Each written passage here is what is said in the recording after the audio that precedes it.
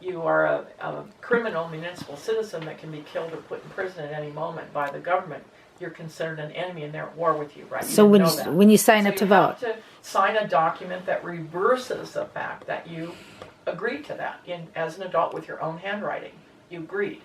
Got it. How about when you got a car license? You probably didn't read all the pages of fine print. You didn't realize that you signed yourself over as a municipal citizen. You have to undo that. Doesn't mean you let go of your driver's license. It means you need documentation where you say, look, I didn't know that you were making me into a false corporation and having me agree to all these things. I take back my false corporate name, and now I own it, and you can't have it. I'm approving that I'm a live human being. When I use that name, you can't steal from my trust account. It's my name. I control it. I'm an adult. I can make decisions on behalf of my corporation name. And when I signed these various documents, I didn't realize you were claiming I was dead, a dead vessel, and that is not true. So basically, over time, through careful study of the codes and statutes, very fine minds have been working for decades to learn how to beat them at their own game. And we have a series of documents for you to sign, all of which you would not disagree with. I mean, they're not secretive and they're in plain language. And we have you sign all these, and you're going to say things like, you know, when you took my placenta, that doesn't mean you own my DNA. You know, it's part of me, like my hair and my skin and my nails. And for you to harvest it at birth, I didn't give it to you. I didn't give permission for you to take it, and that DNA belongs to me, not you. So that's the kind of documents that you sign. You basically try to undo everything that's been done to you that you agreed to without knowing what you were agreeing to. So these documents, would they then hold up in court as the basis for... Yes, they do. It's a golden ticket. But the hardest thing right now is getting them filed.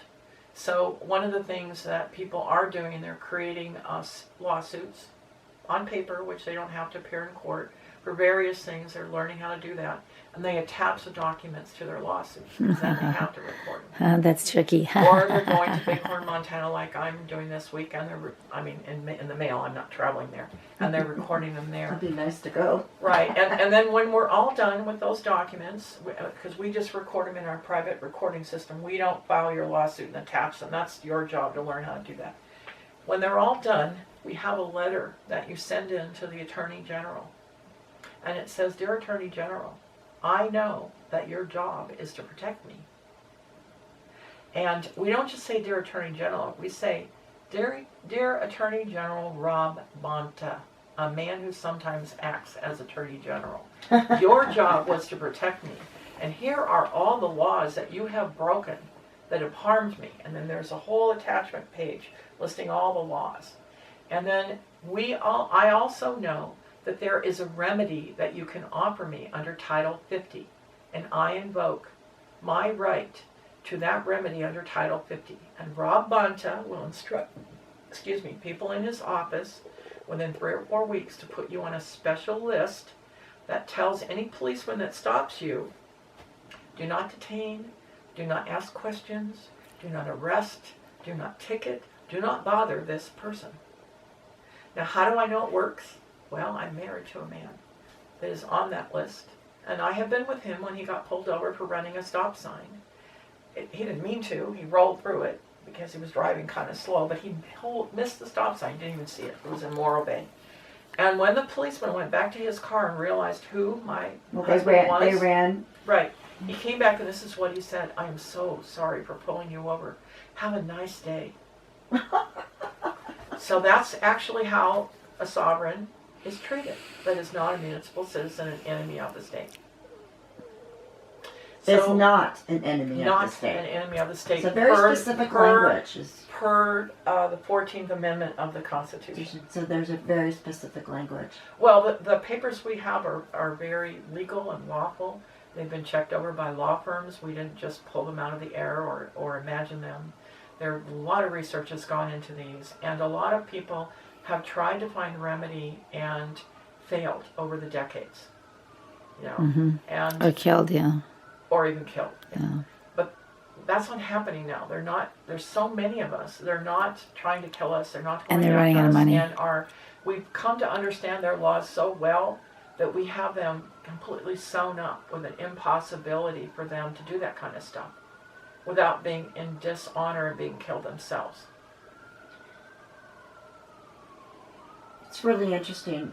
I really hope that, and I'm interested in doing this process, I really hope that people that are in government places that will join this.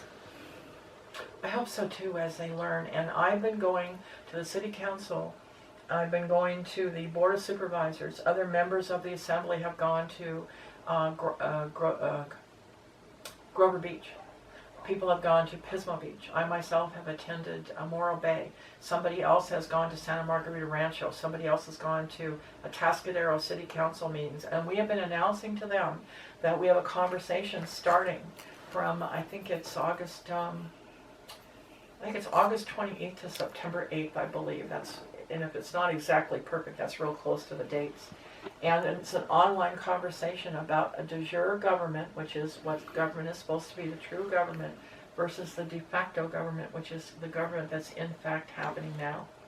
What really should happen is the de jure government should be the de facto government, right? The true government should be the actual government in fact, but there's a huge gap. And it's our belief that a lot of the people working in government don't actually realize what they're doing.